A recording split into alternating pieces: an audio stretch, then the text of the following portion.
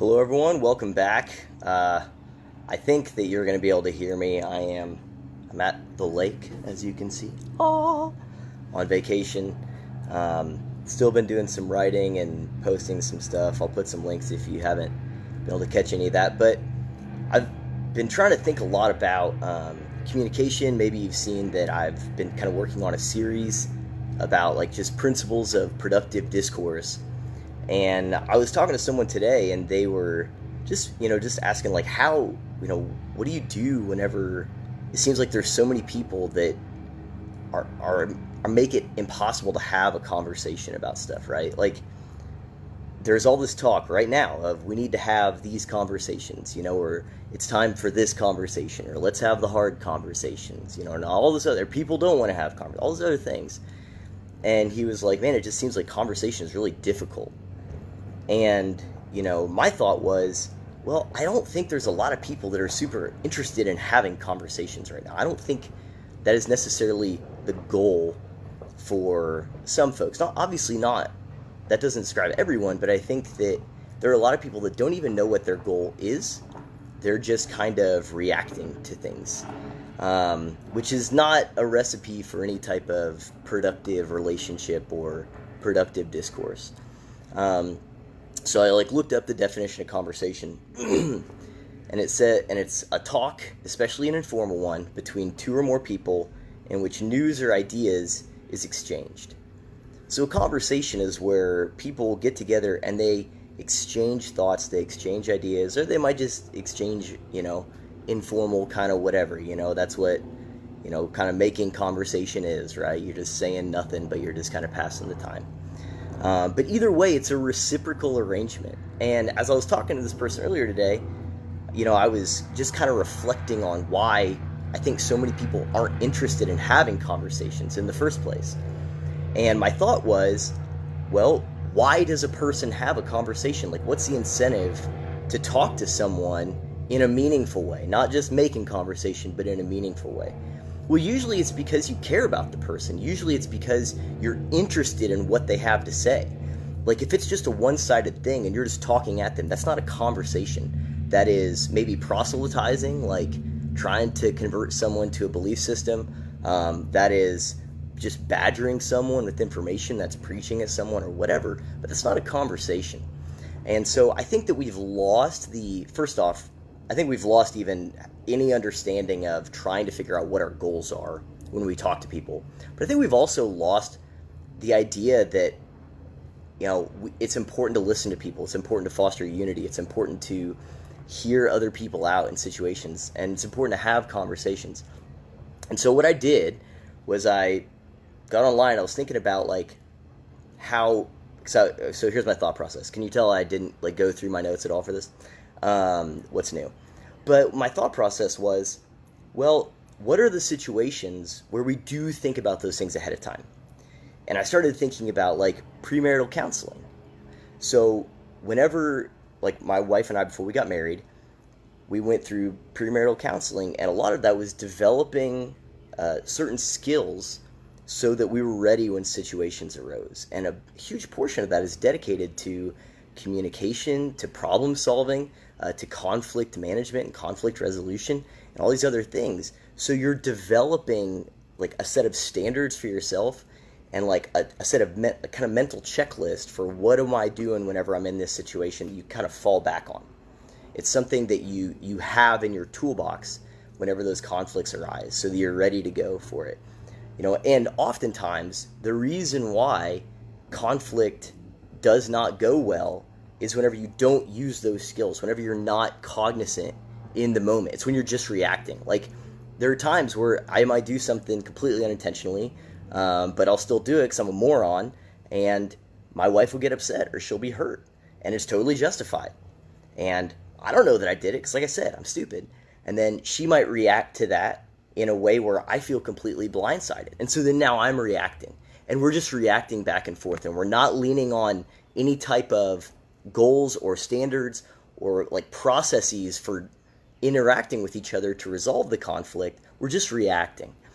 So those are the times when conflict goes south, and there's nothing productive to be had. And it's only whenever we fall back on, okay, I'm concerned for the other person and not just, being defensive. I want to hear what they have to say. Like, and all of those things, that's when conflicts are resolved. That's when productive and healthy communication takes place. And we do that because we are interested in the preservation of the relationship. And so I'm about to read you some things that I looked up that were all about keys for healthy relationships. I just got on Google and I typed in, important skills for a healthy marriage and for a healthy relationship. And I just looked at, I think, maybe the first 12 different lists. There was everything from 4 to 8 different, or to 10 different things. Like, here's the things you need to master. But the reason why I think that's applicable here is because you learn those things, you develop those things because you're interested in maintaining that sense of unity, because you're interested in creating an environment where conflicts can get resolved, because you want to be able to work through problems, not just ignore them. Like, you want to be able to solve problems together. And so that's where we're at right now. That's everything. We got to have these conversations. Well, if that's what we're trying to do, if we're trying to solve problems together, if we're trying to work through things together and preserve, hopefully, the unity of our country and of our interpersonal relationships as well, then I think that we need to go back and look at what skill set, like what ideas and what standards that we hold ourselves to. Because you can't control the other person.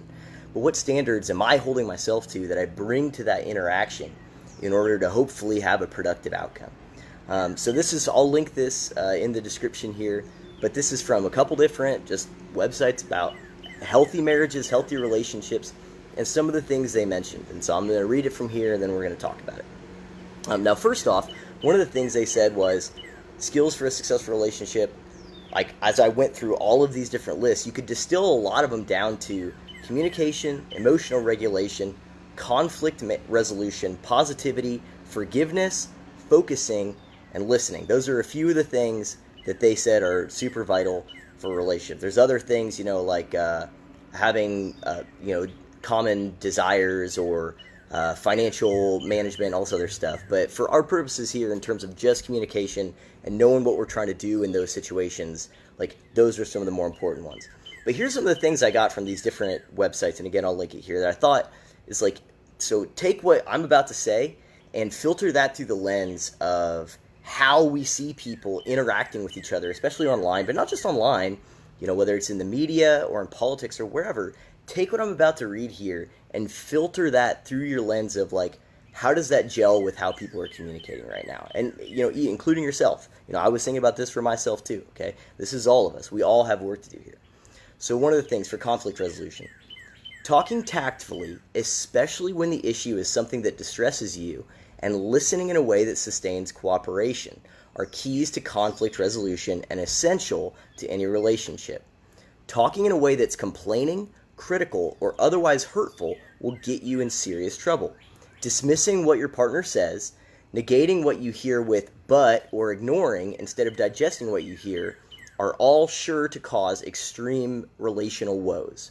So that's about conflict resolution. Here's another one about communication. Strong relationships involve two people who are comfortable being honest and transparent with one another. You must be comfortable talking about the hard topics, being vulnerable with one another, and talking through conflicts. Your communication skills are also important because good communication builds trust. Do you look around and see a lot of trust these days? I don't. It's also worth remembering that communication doesn't just mean being able to make your own point well, but listening and learning to what your partner is saying to you. Try to employ active listening when you're talking together.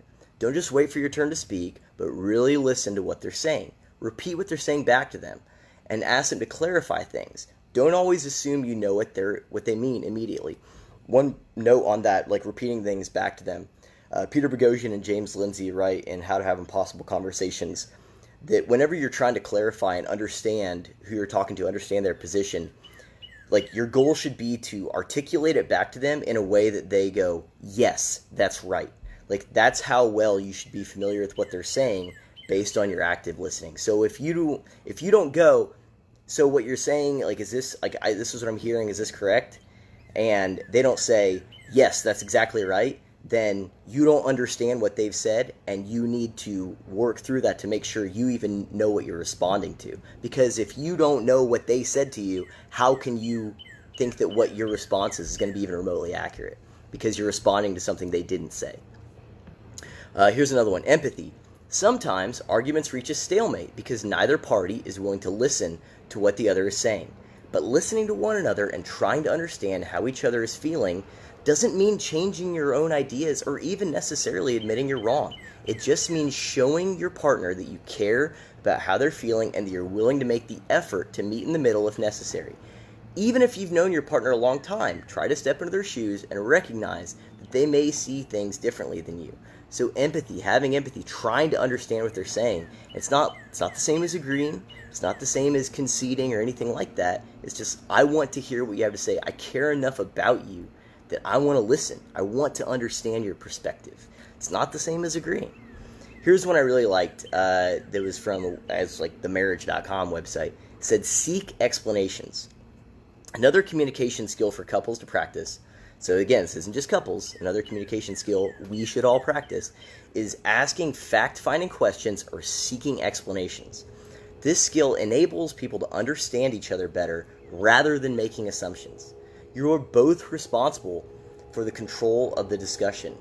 Use open-ended questions rather than closed questions to give your partner room to share their insights and thoughts on the situation. Closed questions are more often used during interrogations and are not useful for open and fruitful conversations. So what's an open question? Open-ended question is something that starts with like, what do you think about this kind of thing? Like, or why, or how did this happen? Like, closed questions are like anything that could be answered easily with yes or no. That's not a way to really get any understanding. That's how a reporter or, again, in an interrogation, they might ask a question. But if you're trying to seek like explanations and understanding of the other person, you're going to get really good at asking questions, again, so you can articulate their point back to them. So why do I bring this up? Because again, like, think about everything I just said about like positive communication, not just positive, productive communication, useful communication, communication that helps foster. It's not just about everyone giving high fives and singing Kumbaya, right? None of this says don't be mad. None of this says don't be upset. None of this says don't be offended. It's just, how do you operate when you're in that space to create the best environment for working through that conflict together? That's all this is. Okay? So why do I bring it up? Well, do you see any of that? Do you see empathy or seeking explanation or understanding or active listening or any of those things? Like any of those like proper conflict resolution skills going on right now? I don't see that anywhere I look, really. I mean, I see bits and pieces here and there, and I've mentioned it before, but I have had some really encouraging conversations with people. But if you were to say, okay, how would I describe the culture that we have right now in which conflicts and frustrations and dialogue takes place, no one would say it's characterized by empathy or active listening or seeking explanation or humility or any of those things. No one would say that. If you did, you're crazy. You're looking at something else, man. So I think we need to go back to that. So the reason why I bring that up is because it's missing and it's vital. Like, there's this saying, that goes back a long ways, and we use it now, I think, that is different than how it originally started, and that was to sugarcoat things. There's that song, I think it's maybe from Mary Poppins, I don't know, I don't really like old movies that much, which, good for me, because they're all canceled now, but it's a little bit of sugar makes the medicine go down. And that term, sugarcoat, has to do with, like, I was looking it up, and couldn't find a lot on the etymology, and there's an NPR show, I'm sure I could call them and have them explain it all to me. But the earliest usage of the term sugarcoat was in the 1860s, because medicine was so bitter then that it was just unpalatable. People did not want to take medicine. People would actually die because they're like, I can't take this medicine. This is too gross. I'm going to die. And so doctors found that they could sugarcoat certain medicines or add sweeteners to it, so people would actually take their medicine so they didn't die just because the medicine tasted bitter. And now we use that as like a way of, well, you're just sugarcoating that as like a way of dismissing something. But that's not really what it is. I mean, think about, what is medicine? Medicine is good for you. Medicine is necessary for your health.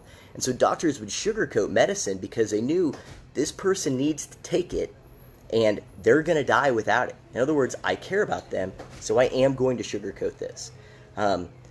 we need to have a way in which we sugarcoat, and again, not in a way that's dismissive, not in a way that is shallow, but to where we have a skill set of how we talk to people, where if what we have to say, even if it's really bitter, that there's a sweetness there, there's a humility, there is a skill set in communication that people are still willing to have those conversations, even if it's hard, because we are entering the conversation in a way that creates that space, creates that room for productive dialogue to take place. And so I think we do need to have some form of sugarcoating in how we talk to each other, especially if we think we have something important to say. So here's the kind of thing I want to leave with you, because I think it's about time for dinner, to be honest. And what I had here, I thought this was a good metaphor. Sugarcoating medicine is, I want to make something that I think is necessary for you easier for you to receive. It's not the same as I'm going to force feed you my favorite food against your will.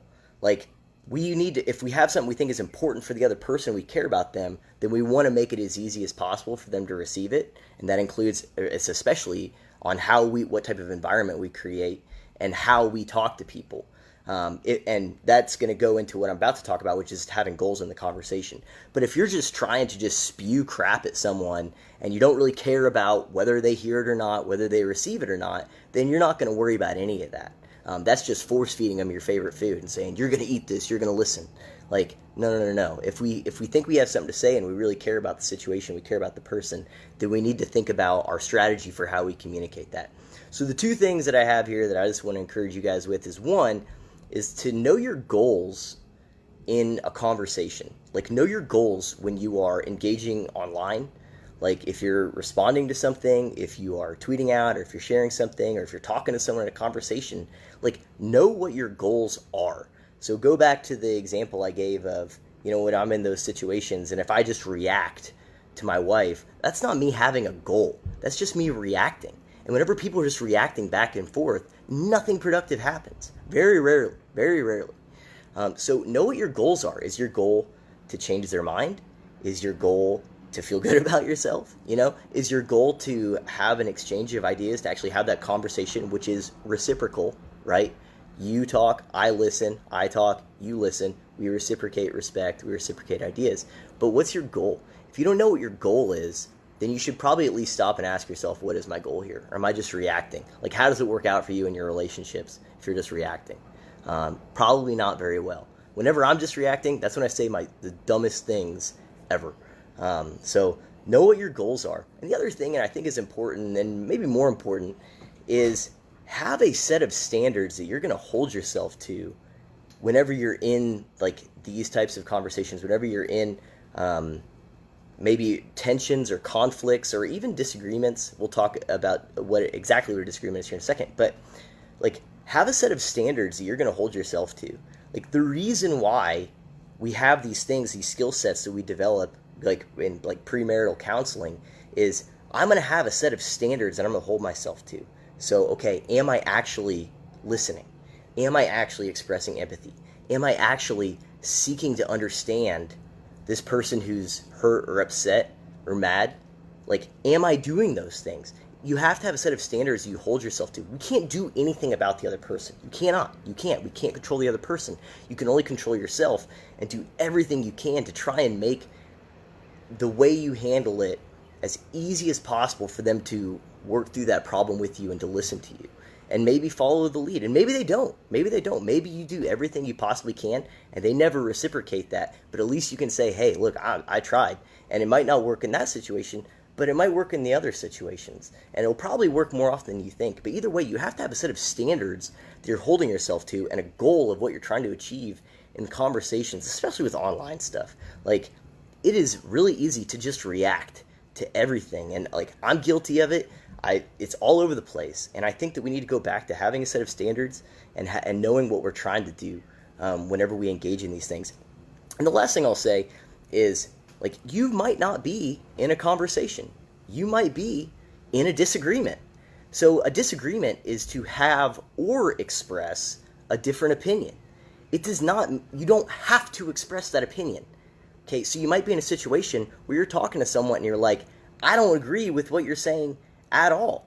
But again, this is something that I default to, and I'm really trying to work on it. Like, you can disagree with someone and just have that different opinion and not express it. And so I think we need to get to a place where, like, if we're self-checking of what's going on in this conversation, okay, my goal was this, it doesn't seem like it's a conversation, I don't really know what to do here, then say, okay, maybe I'm in a disagreement, and I can just say, hey, I hear what you're saying, I kind of draw a different conclusion, I'm not going to just, badger you with all my thoughts on it. I'll be happy to share them if you want, but, that's just not where I land on this, and we can talk about that if you want, but, like, we have this idea of, if I disagree with you, like, our two options are agree or disagree, and here's why. That's the express part of the different opinion. And there's this whole other option of, like, yeah, I don't agree, that's fine, and we can talk about it if you like, but give them the option of if they want to engage or not. Like, don't just react and badger and spew stuff. And that helps you, again, establish those goals, be checking, like, am I holding myself up to the standard of respect by even asking if they want to hear what I have to say? Because at the end of the day, if they actually aren't interested in that, if they aren't interested in why you disagree, then there's no point in telling them anyway. Like, there really isn't. You're just wasting your time. You're wasting your energy. You're going to get frustrated. They're going to get frustrated. So that's as much of a check for you and a way to help you maintain your sanity as it is for preserving the relationship with the other person. All right, so the last thing I'll say here is, what happens if we don't do this? What happens if we don't do this? Well, I was thinking about, like, whenever, again, going back to, like, relationships and marriage, every guy knows that just because a woman says, I'm fine, that does not mean I'm fine, necessarily, right? And so you might be in a situation where you just spewed everything, you didn't have a goal, you didn't have a strategy, you didn't have a set of standards you're holding yourself to, and the person might not reciprocate any of that. They might just go, okay, yeah, that's fine, okay, yeah, I hear what you're saying. They might do that, and you might be in a situation where it's, just reacting, and your wife goes, yeah, I'm fine. If you don't do any further investigation in your marriage in those situations, like, it's not going to last for very long. And so understand that just because a person isn't talking anymore, or just because, like, they shut up or they're quiet or whatever, that doesn't mean you did anything productive. Like, that doesn't mean you changed their mind. That doesn't mean you affected change in any way whatsoever. It just might be a, yeah, that's fine kind of thing. And so if you don't have a goal, and if you don't have a set of standards to hold yourself to, you're probably getting a whole lot of that's fine whenever you're in these interactions with people. They might go back at you or whatever, but you might just be getting a whole lot of that's fine, but not actually doing anything to maintain unity in the relationship. So just something to think about. So again, have a goal in the relationship or in the conversation, and be willing to change that goal as it moves along. So if it's like, okay, we're going to reciprocate ideas, and as this goes, they're like, you can tell that person's not interested in what you have to say, you can just leave the conversation. You can also recalibrate your goals and say, okay, I'm not trying to get my opinion in here. I'm just going to use this as a fact-finding mission to gain understanding from someone with this perspective. So another good thing of why having goals helps your sanity is because you can change your goals in the middle of the conversation if it doesn't seem like, what was previously happening is going to happen. So you can say, well, I'm just going to try and learn from this person, or I'm just going to end this conversation. Like, there's ways to do that because we will tunnel vision in on our previous, like, what we were trying to do, which is usually, again, just reacting. And so that's another way of just preserving your sanity. And the other thing is, and I think this is, again, I think the most important thing, is have a set of standards that you're going to hold yourself to in these interactions. Have a set of standards. And I think it's important that we do think about it in the same way like we do with our relationships. Like, again, the reason why you develop these skills, the reason why you put the effort in to learn, like, how do I effectively communicate in your relationships, or, at your place of work or with your spouse, is because you are dedicated to maintaining that relationship. You're saying, this relationship is important enough to me that I want us to be able to work through these things together, and not in a way that's going to just separate us, and not in a way that's going to permanently divide us. And I think, again, we've lost that with each other. We've lost that with our neighbors. We've lost that community, and we've lost that, maybe just people online generally, maybe. And we need to get back to that place of, like, it's worth having a set of standards to hold ourselves to in these conversations so we can preserve the unity of our society. Like, again, it's not the same as agreeing with someone. It's just saying, I'm going to treat you in a certain way in these conversations so that I hopefully can create the most amount of space for us to work through these problems, especially right now when we're trying to work through these problems. So I'm going to put some links to some of those marriage communication and conflict resolution tips in there, because at the very least, it's something really interesting to look at and say, okay, here's all the things that are like the keys to a productive relationship or marriage, and then try to put that up against where we are now in our public discourse. And it's really disheartening. And you go, oh, that's why we're so divided, because no one's doing those things. No one's actually interested in preserving the relationship or even having one to begin with. They're just talking past each other. And so if you're not interested in having any unity, that's what's going to happen. All right. I've been standing here. I'm hungry. I need to go eat. That's it. I appreciate you watching. Please like, share, and subscribe. You follow me on Twitter at My Mundane Mind, on YouTube. That's at Return to Reason, or on my locals page, which is locals.com, or returntoreason.locals.com. You can find all my content there. I've been writing a lot of stuff. I'm going to put this in a written form. I'm working on this Principles of Productive Conversation. I've got 2 entries. This will be the 3rd one once I kind of just put that in written form. The other 2 are about what's it look like to give and receive no in a relationship and why that's really healthy. And the other one is how do white supremacists argue and how can we avoid arguing like they do. So those are, I think, worth checking out. Anyway, thanks for watching, and I will check you next time. Peace.